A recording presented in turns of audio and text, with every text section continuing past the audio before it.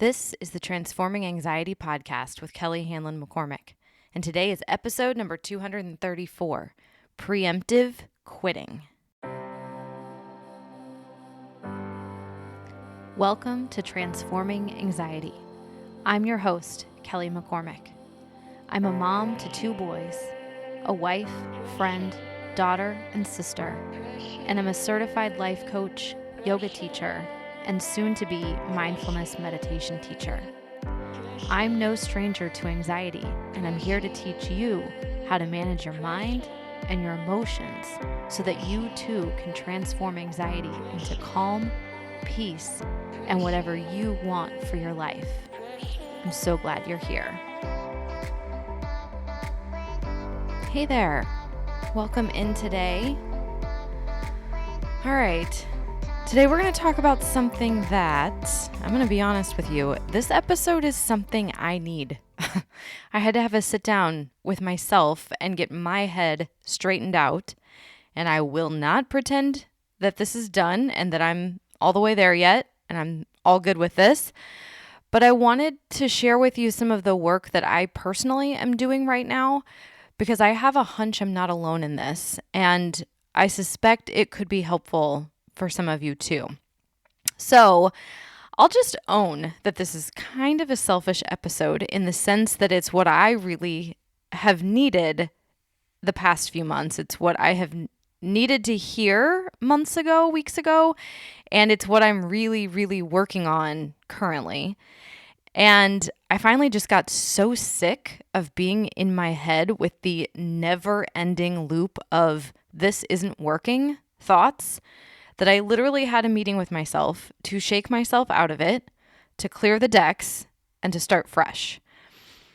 And I thought it'll be helpful to draw a line in the sand by holding myself accountable, by sharing that work with you, and really, to get into the intention for today, my hope is that what I'm personally working on maybe jives with what you may also be experiencing or feeling or have experienced or felt or may experience and feel, and that we get to come together, you and me, in our work and at least know that someone somewhere out there is feeling similar feelings, struggling with similar struggles, and that maybe this reset will help all of us to stop it and start fresh.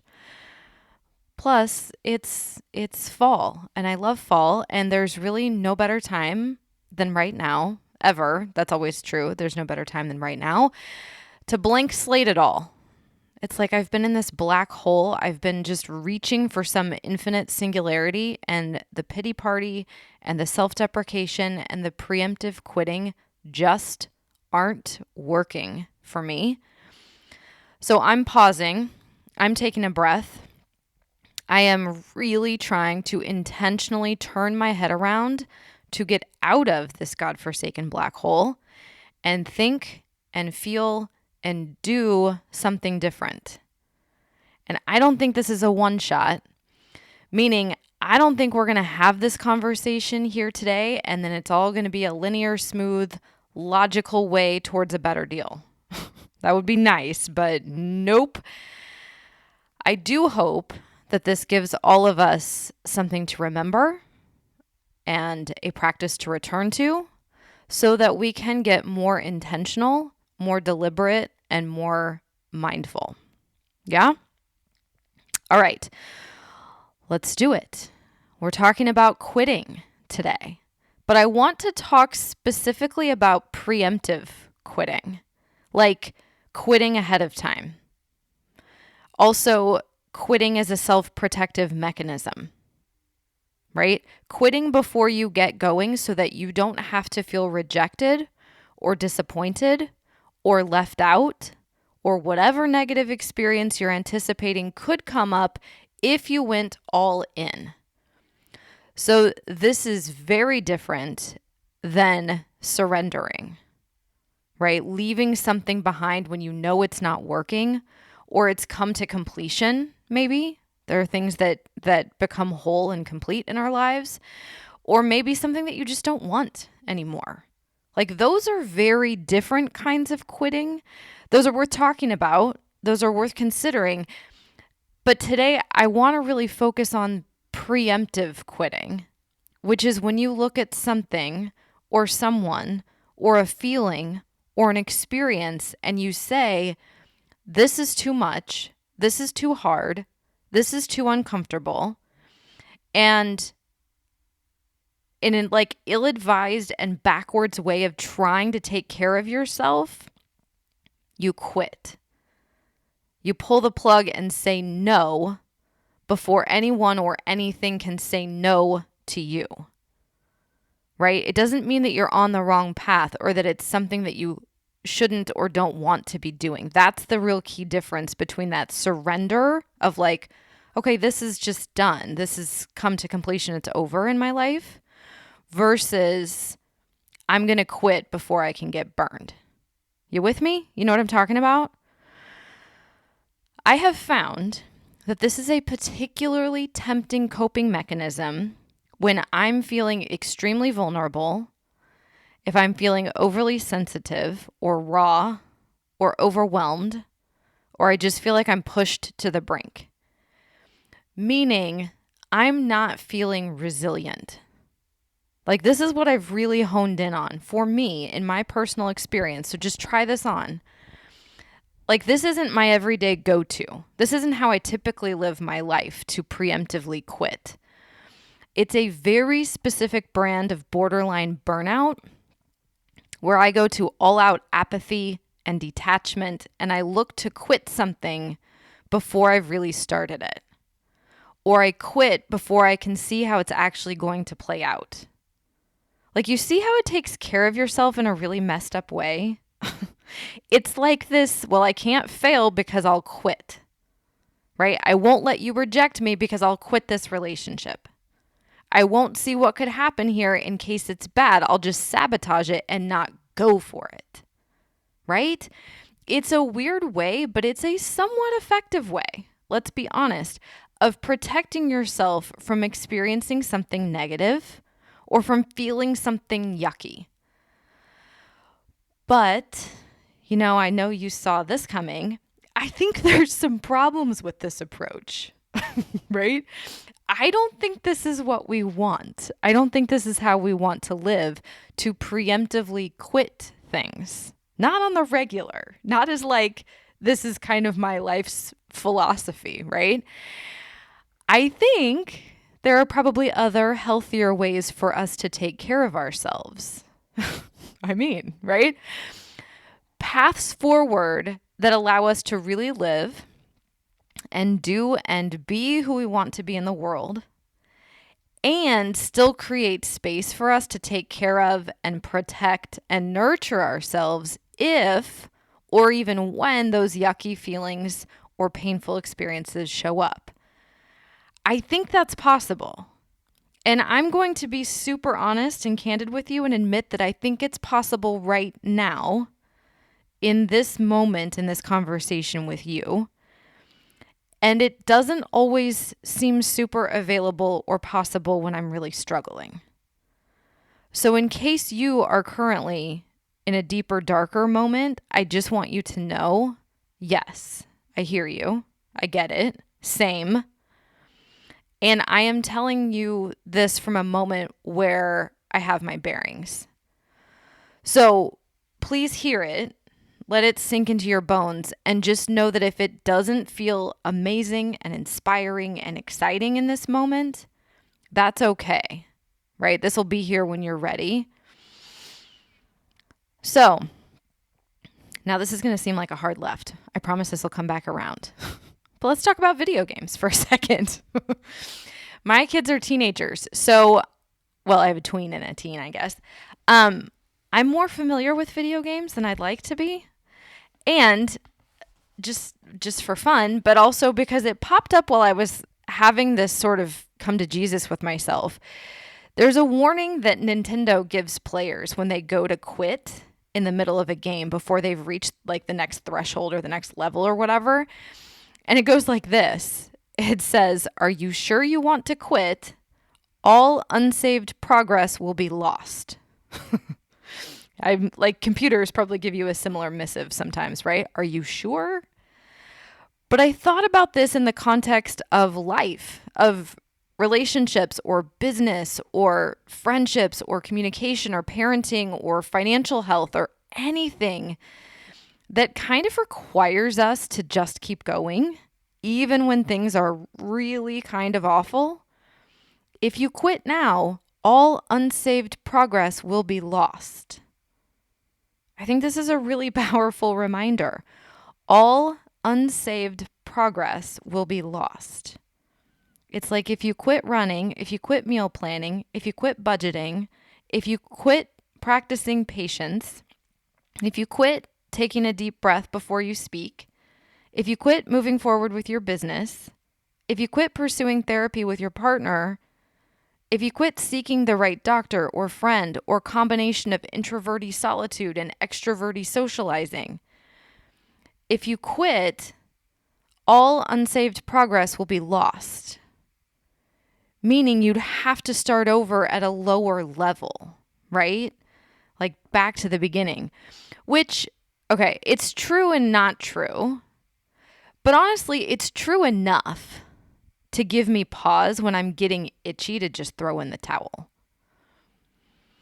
So here's a thought. This is from Kim Ha Campbell, she's an entrepreneur and she's a real estate broker, and she works with and writes about the mentality and approach to business and success, right, in the business world. She wrote this: if you haven't thought about quitting even once when working on your business, that business is not your real passion. So I think this goes along with the idea that, like, if you're willing to fight, you still care, right? If you're willing to fight with somebody, it's because you care about them and you care about the situation or the experience that you're having. You don't fight about or fight for things that you don't care about. I think this kind of makes sense in a universal truth kind of way to me, that if you're really passionate about something, if you're really going for something, if you've been giving something your all, whether that's a relationship, a habit, your work, a change you want to make, whatever it is, if you're just all in because you care about it so deeply, of course you're going to want to quit at some point. You're going to question what the hell you're doing and why you care so much, because you do care so much. Like things that are ho-hum and so-so, you don't give them a second thought. It's like keep them, quit them, who cares, right? You wouldn't notice. You don't notice unless you love it. Like passion means disagreements. It means fire. It means walking all the way to the edge and saying, I think I'm out.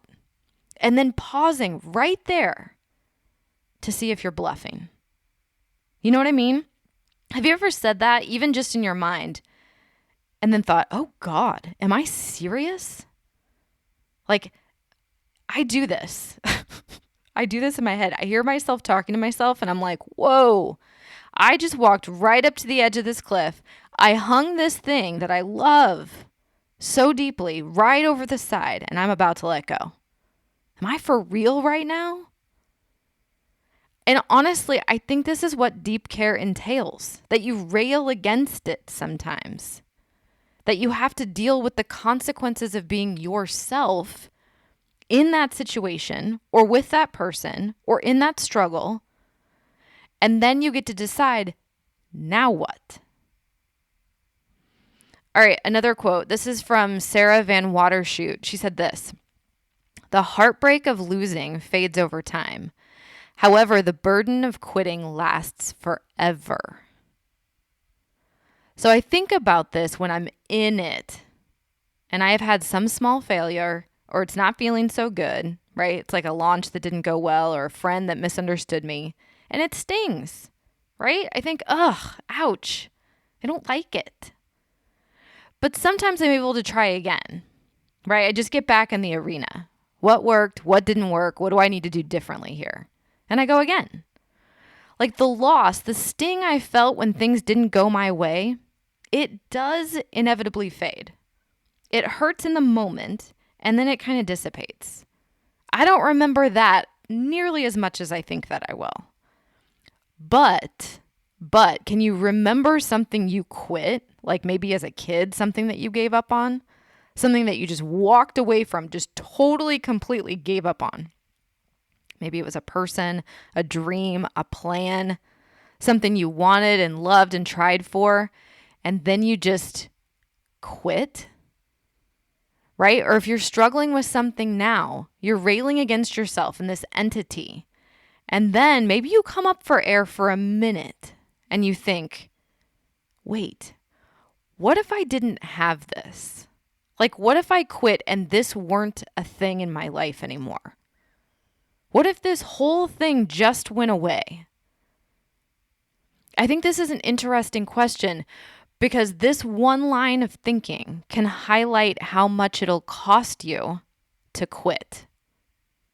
What will the burden of quitting this be? If I quit now, what will I have to carry with me forever? Is this the thing I'll always look back and say, what if? Right? It's just interesting to get curious here, right? All right, this last little nugget, this is a poem from Nikaya Homer. This is from the book I Hope This Helps, which is a book of poetry. She wrote, "You can fight tired, you can fight scared, you can even fight wounded, but you can't fight empty. Fill yourself up." So honestly, ultimately, I have found this is what it's coming down to for me. Filling myself up. Refocusing every week, every day, sometimes, honestly, every hour or even by the minute. Focusing on that. Focusing on filling myself up. What do I need right now? What do I want? What does my body, mind, and heart desire, need, rely on? It is remarkable to me how easily we can abandon ourselves, how we can just leave the building. Like, not literally, right? We're physically there, going through the motions. We're having the conversations, we're getting dinner on the table. But we can also do all of that and just be completely and thoroughly checked out, just gone. Fill yourself up. Stay here. Because I'm noticing as soon as I vacate myself, as soon as I leave, the void gets filled up by other. It gets filled up with the expectations, the supposed tos, the pressures and anxieties and stressors. It gets filled up with terrible ideas from my mind. Things I don't want to think, things I don't even believe. But things that just come through on that ticker tape of inner commentary all the time anyway. Now I'm going to acknowledge this is a big job to stay here, to fill yourself up, because it's constant. And paradoxically, particularly, unfortunately, it's more constant when things aren't going so hot. It's just this bottomless well that you need to fill up. And it seems like you're trying to fill up an ocean-sized hole with little kid pails of water, and that it's borderline useless. But here's what I'm finding. It's not as hopeless and futile as it seems at first. Now, this is, disclaimer, this is one of those really annoying trust things where you've got to keep showing up. You've got to keep filling yourself up and trust that it's working, that something is going to catch and take. Because for a while, there's no evidence of that. It feels as foolish as putting one bucket in an ocean-sized hole and waiting to see the difference that you just made. I know. I get it. I hear you. And what I'm finding is each bucketful counts. Filling yourself up matters. Even though it mostly doesn't seem like that in the moment. Even though it feels and seems and looks completely endless and bottomless. I know. Yes, me too. And this is the trust piece, because it matters. Every bucketful matters. Keep going, keep filling, keep trusting. This is the piece to hold on to with all your might. Hope is tricky, right?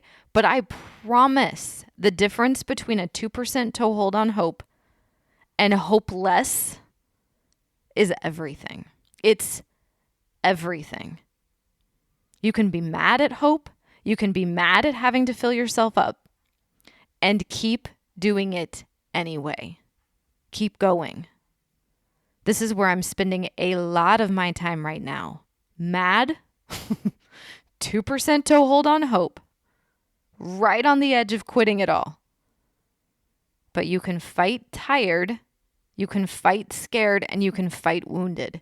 Just keep filling yourself up, okay? And listen, reach out to me if that feels awful. If that's where you're struggling, tell me all of the things. I'm here. I'm here with you. I'm here holding on to that 2% just like you are. I get it. And we have to keep going. Whenever I pause and think, I could just let go. I could just give up. I could just quit this. I have to ask myself, what is the alternative? And to be honest, I haven't come up with a satisfactory answer to that yet. So, we keep going. All right, my sweet friend, that's what I've got for you this week on preemptive quitting. This is the talk I needed to give myself, and it's a talk that I hope resonates with you and that you can listen back to if and when you need this down the road, right? Let me know how this one lands for you. I would love to hear from you. So I will see you again at the same time, same place next week for more Transforming Anxiety. And until then, please take care.